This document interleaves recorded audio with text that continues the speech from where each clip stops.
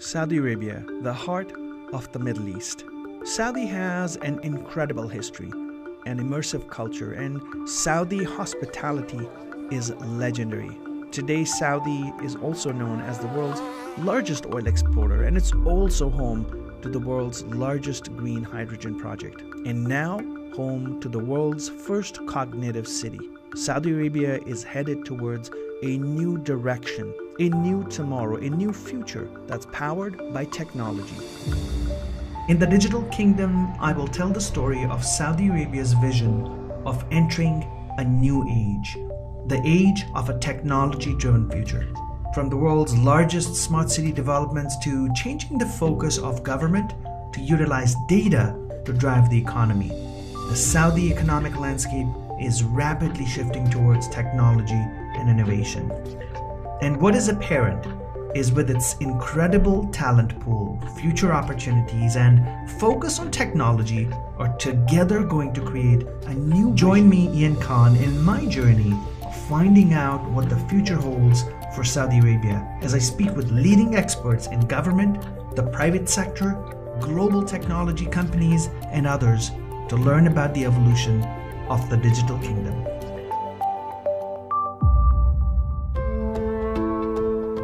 Saudi has a strategy to make the kingdom the hub for AI development and AI in general by the year 2030. Some of the organizations that are responsible for making this happen are SDAIA, the Saudi Data and Artificial Intelligence Agency, that was formed just a few years ago, but over the last couple of years it has made incredible progress by launching different apps, especially through the pandemic. There's a focus to use technologies such as artificial intelligence and of course cloud technologies and others to make sure this data is utilized to the best extent, to help everyday common people to utilize technology and to benefit. So there is an ecosystem. It's not just one single entity. So we do have the NDMO, the National Data Management Office, which is the entity that is responsible of setting the policies, drafting the laws that are related to data and AI to make sure that we are, from the legislative perspective, we are mature enough for the economy to be developed. Also, there is the National Center of Artificial Intelligence, which is the entity that is responsible of doing the R&D in data and AI and developing innovative solutions to contribute to the economy and take it to the next level. And we have NIC, the National Information Center, which is the entity that is responsible of developing and operating mega data and AI initiatives that would enable the sector. And SDAIA is the entity that is orchestrating all of the efforts in a way that we make sure that we are advancing properly towards our national ambitions in data and AI. Data actually is the new oil. Countries now are recognizing the impact of data, and it becomes actually as a national asset for them through maximizing the data collection and processing and also generating valuable solutions from the data.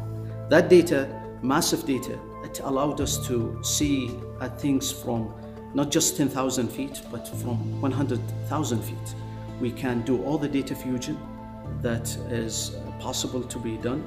You have the education data, you have labor market data, you have commercial registration data. So then you can do all the data fusion, help decision makers to get from basic aggregations all the way to building machine learning models that can answer sophisticated questions, all the way to building simulations to simulate certain policies. The investments that the kingdom has put in place when it comes to the digitization of the kingdom in the past 10, 15 years is paying off now. A lot of people were questioning whether those investments back then were the right investment. And the kingdom even doubled down on those investments 5, 6 years ago when Vision 2030 was established. We were going even bigger. In today's fast-changing world, the demands for data governance, data management, and information management in general are some of the biggest challenges for both the private as well as the public sector. For governments especially, the ability to efficiently manage citizen data and citizen information is of the highest importance And to achieve this, technology provides a number of avenues.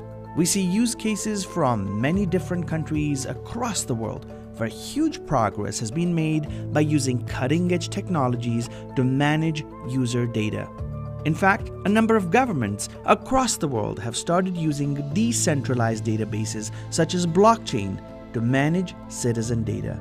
Saudi Arabia is leading its efforts to ensure citizen data is safe, and more than anything else, that the highest level of privacy and data protection are enabled for any information that is gathered from citizens. This is the core of the Saudi Digital Identity Program, NAFAT.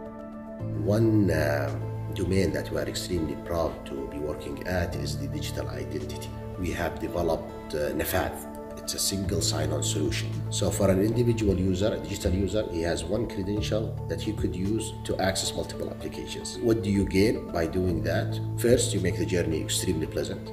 And then for the applications, they don't really have to incur additional costs because they really don't have to keep and maintain identity access management solutions. Now we have more than 17 million users subscribing to our service. And we have about more than 300 entities also subscribing to our service. So for those 17 million users, they can access about more than 300 applications using the same credentials. All government entities, plus the private sector, are deeply committed to create the digitization journey, build the infrastructure. There are multiple layers in this. So NIC, Sadaya is actually touching across all these layers, starting from the digital infrastructure that enables innovators by which we can monetize this data, benefit out of this data, create all these kind of innovative experiences. This means we need to focus on data quality. If this data is not a good quality, we'll not achieve the goal at the end. In addition to that, SMEs and entrepreneurs are not only looking for open data, but we should focus on other mechanisms that help support them to get high quality data and utilize this data to come up with some products or services that help support society as a whole. Data undoubtedly plays a critical role in everything that happens in our world today. Even traffic lights and roads generate data. And the progress that Saudi Arabia has made and continues to make in this domain is extremely impressive. Saudi also handles a very critical part of a massive amount of data management in a short duration of time in the year, and that is during the journey of Hajj, the Islamic pilgrimage that takes place every year in Saudi Arabia. Over 20 million Muslims from across the world come to Mecca, and managing data and information and that volume and veracity is a task in its own. This is just one example of how seriously Saudi Arabia is taking information and data management and the whole idea of digital identity very seriously.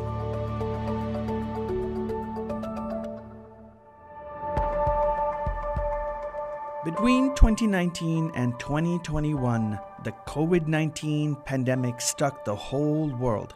It crippled entire countries. Every industry across the world was shocked by the disruption in business, and billions of dollars across the world were incurred in losses. Nations did what they could to contain the breakout and keep their citizens safe. One key challenge in this time was the delivery of new government services. And for that, it was necessary to lay down the foundations for new processes and systems. This is where Saudi Arabia excelled by developing a new solution, Tawakkalna.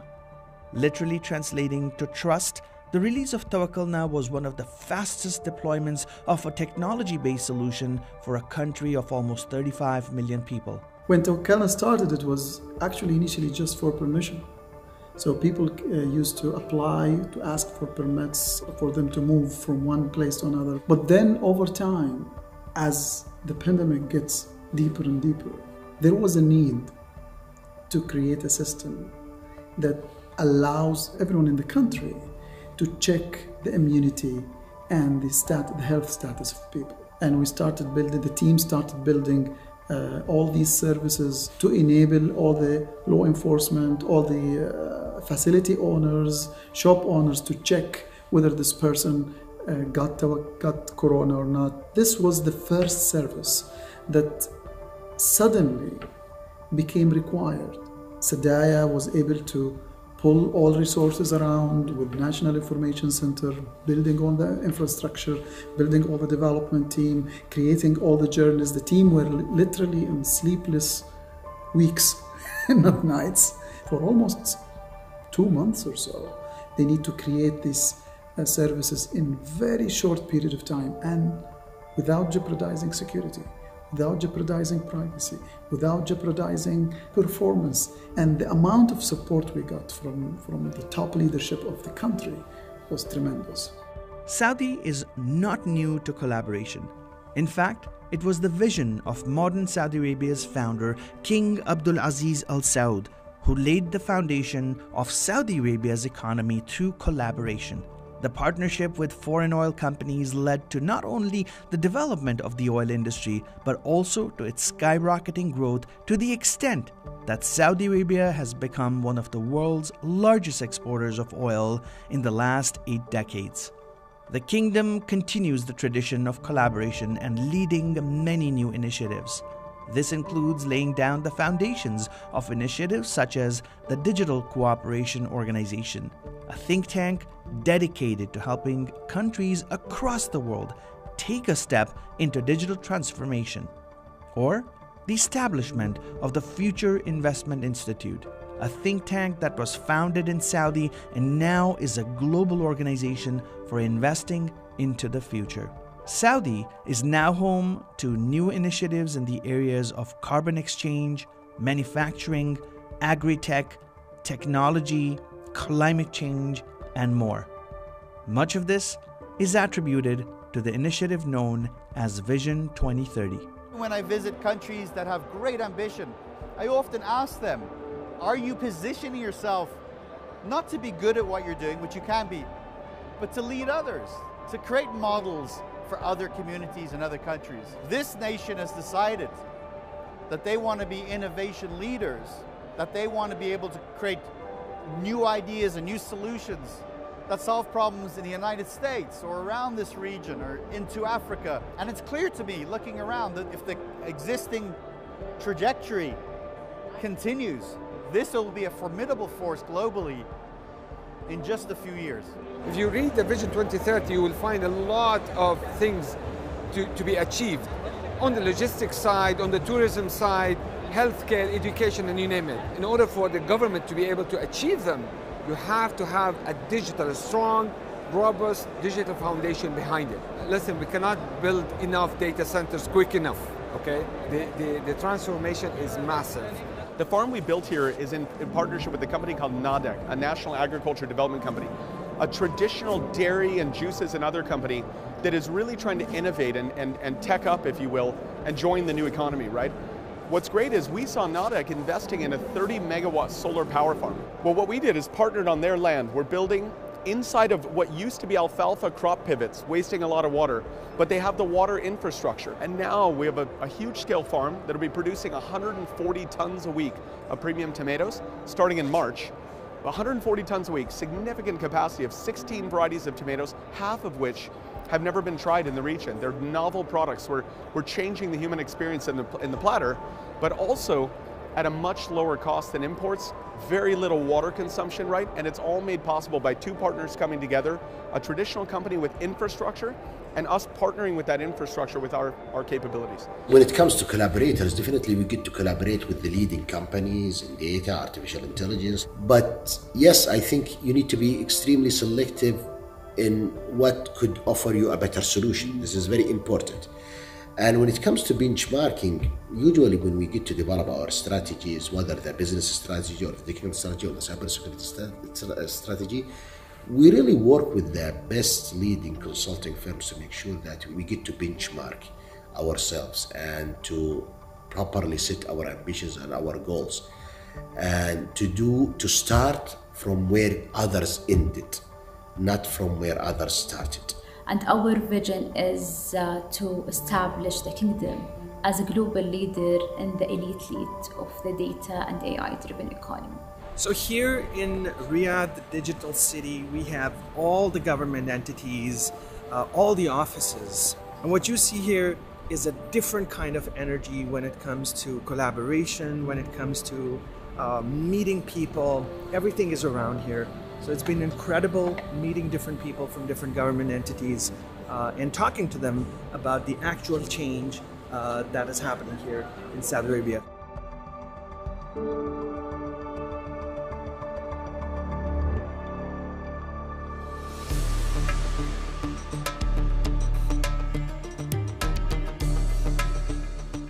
I'm here at the region's largest technology conference, something that hasn't happened in the Kingdom of Saudi Arabia for many years. In fact, this conference called LEAP is the first of many of these initiatives that are going to take place. At this conference, we're hearing about trillions of dollars of investment money into different initiatives. For example, technology spent on artificial intelligence, blockchain, connected cars, infrastructure development, and many other things. Saudi Arabia is at a critical point right now because it's focusing more on the data economy rather than what it's been doing for the past 8-10 decades is focused on oil. The future of the Saudi market is more about leveraging technology to change everything, to change the economy, to change jobs, to empower youth and communities, to build a new kingdom that powers not just itself, but the entire Middle East. Right from the beginning of the different industrial revolutions, automation has been a key factor for progress. Today, automation acts as an accelerator for most industries operating in any country. Industrial automation is highly used in Saudi Arabia due to its focus on industries such as the energy industry and its various aspects, such as upstream and downstream oil, refining, petrochemicals, electricity generation, and manufacturing industries. What is the future of automation in Saudi's fast-developing economy? This also opens up the discussion for a thriving cybersecurity industry in Saudi Arabia. The first step we do in digitalization is where we move into, we can automate and connect something. It's cheap, we automate everything which is non-core, everything which is core. That means you differentiate on, we don't touch. You can come closer to your clients. You can have a more view from your end-to-end supply chain management information, right? You can have a direct view on where the product is on your warehouse. You can manage and control far better. These are important tools for oil and gas. These are important tools for government sectors to provide better services and all of this. The next step we move into is that you are the owner of that information. Think about, in 2-3 years, I think in Saudi, you will hold your own healthcare record. You will have your information on your taxes, on your services, on your cars, everything in one that is totally locked and cyber secure. The thing that we need to really work at is the end user awareness. Because regardless how much investments you have done in protecting the infrastructure and the digital assets, if you have a user with not much awareness, he could be the loophole. And many attacks come through the end users, not through the infrastructure and the protected infrastructure. In today's fast-growing Saudi economy, there are multiple hundreds of billions of dollars of investment being put into infrastructure, upskilling talent, digitalization, and other critical aspects of making Saudi a global economic leader. Today, the kingdom has multiple venture funds that are creating hundreds of startups and solving some of the biggest problems in the world. The Saudis are putting their money where their mouth is. You've got billions of dollars of investment fund going into entrepreneurship, accelerators and incubators. You've got giga projects happening. We're talking about NEOM, which has to be one of the biggest projects or construction projects in the world, in the history of the world. $500 billion financed city and area of the future. So clearly the time is right to bring the world's most emerging technologies, futurists, impactful people working in tech to Saudi Arabia so that they can be part of this journey and feed into it. One element we see here, they embrace digitalization like this is a normal part of their gene, right? It just turns on something for them. They're even excited about it. So everything is connected, everything is somehow sensed. The early evolution of smart cities is now turning on the development of cognitive cities. Urban development is fast changing the way we live, study, work, and travel. Saudi today has embarked on multiple mega infrastructure projects such as NEOM, The Line, Red Sea Development, and others.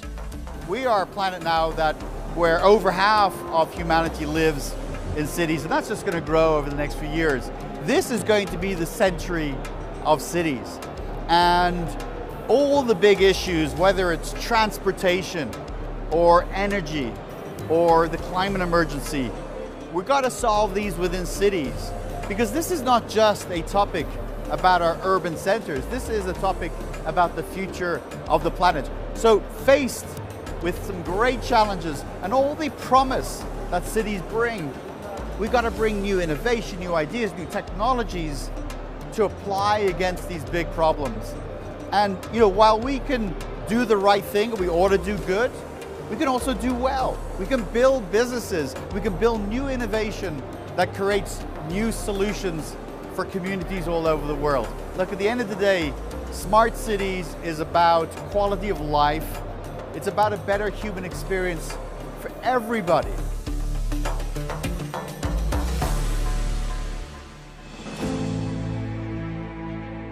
A huge majority of Saudis are youth, with approximately 37% under the age of 14. 51% of the kingdom's population is under the age of 25. With such an incredible talent pool of future generation economic contributors, Saudi is sitting on a resource that many nations are currently struggling with. The kingdom is home to institutes such as the King Abdullah University of Science and Technology and King Fahd University of Petroleum and Minerals, to name a few. Some of the world's top talent is now teaching faculty at these institutions, and the quality of learning and gaining skills to build a better tomorrow are second to none. Saudi is truly undergoing a new technology and education revolution. It's a very interesting time in Saudi Arabia with Vision 2030 and all of the digital initiatives that's happening. There is a lot of investment in terms of talent and job creation for the skills of the future. MCIT, the Ministry of Information and Telecommunication, is investing a lot in a huge initiative that targets the skills of the future for Saudi locals and for the citizens. What we are doing at Microsoft as well, part of that direction, is we have managed to train more than 100,000 students in IoT, AI, cloud computing, and others. We're also working very closely with the governments and organizations to also train and simulate the work of technical people. So definitely data and AI open many opportunities. And by the way, the opportunities are not only technical. There is also the opportunities related to governance and policies. By enhancing the maturity or the legislative maturity in data and artificial intelligence, you will open more opportunities for people to work in this field, like having lawyers in data and artificial intelligence, having legal experts in data and artificial intelligence, policy experts.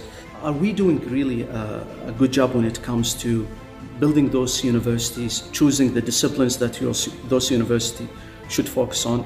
How can we make sure that those universities, the output of those universities, very much aligned with what the labor market needs? And so the idea is that we work with the Ministry of Education, we work with the Ministry of Human Resources and Social Services to do such evaluation.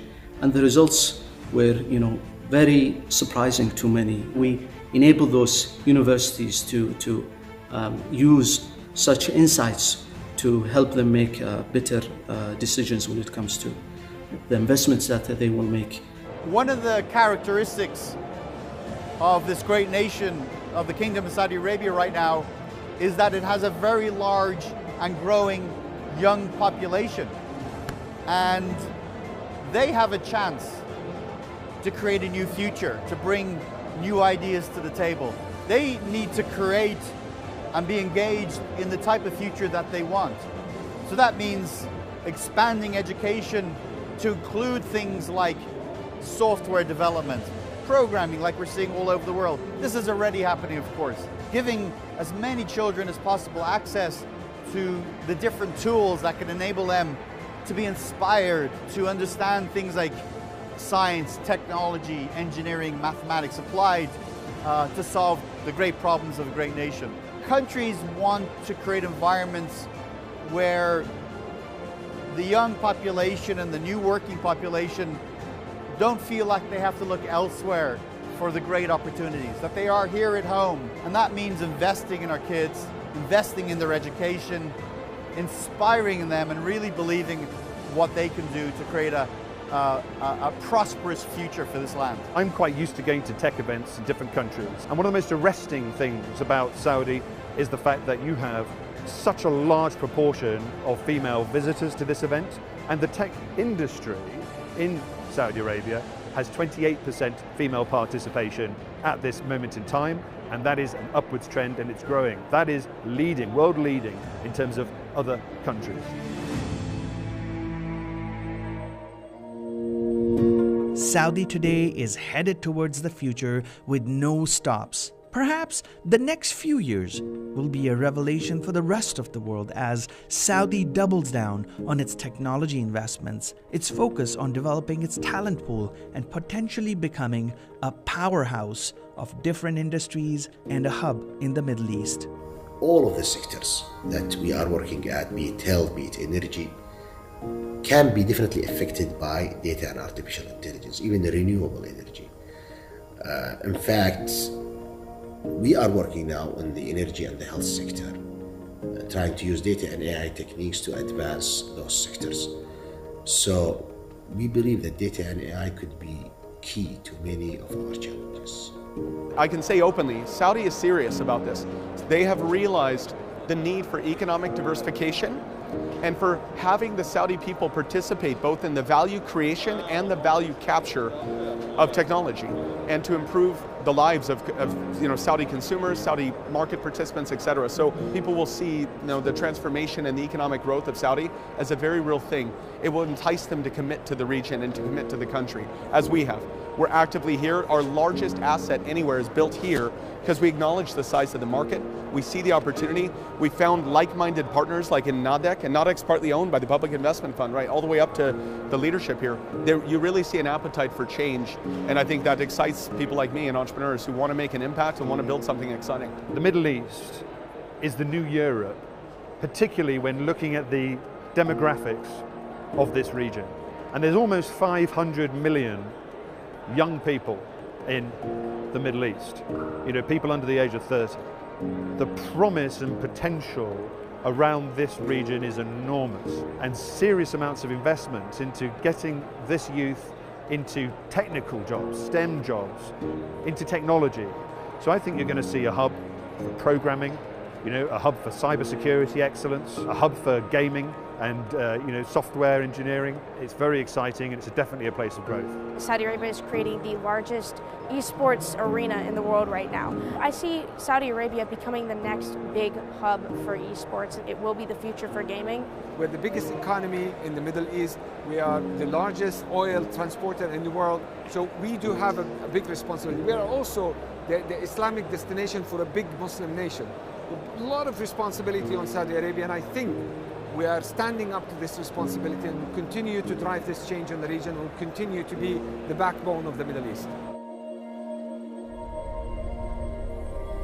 The future is ever so elusive and unpredictable, but very much available to us in plain sight if we choose to look at the right signals.